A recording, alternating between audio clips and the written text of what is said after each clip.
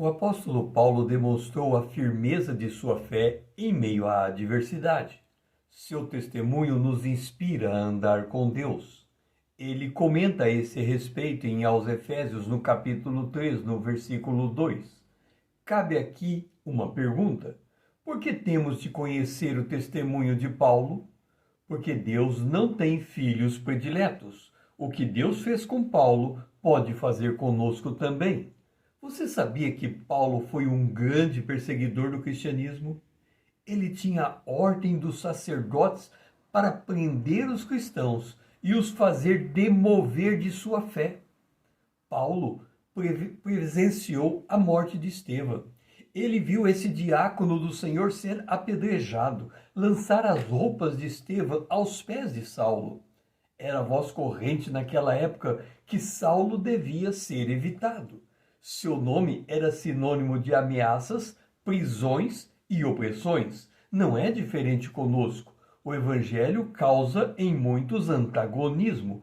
O conflito entre as trevas e a luz se torna evidente. João escreveu que não devemos nos maravilhar se o mundo nos odeia. Está em 1 João capítulo 3, o verso 13. O que aprendemos observando o comportamento de Saulo perseguindo os cristãos? Que não devemos nos impressionar com a perseguição.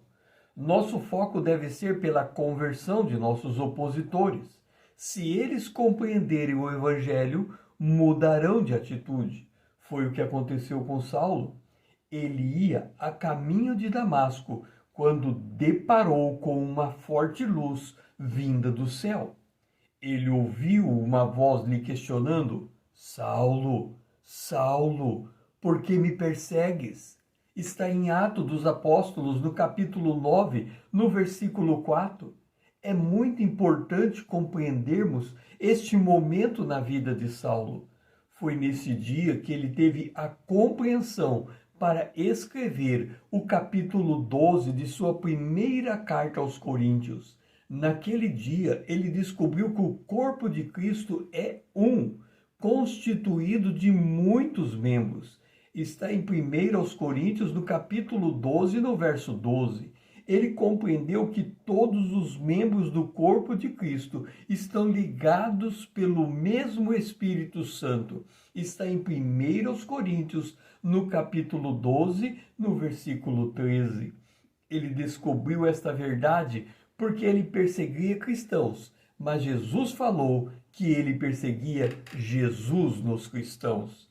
Isto levou à conversão.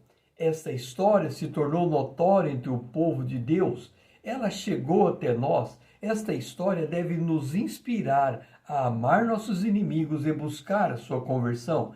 É o Evangelho que tem o poder de transformar.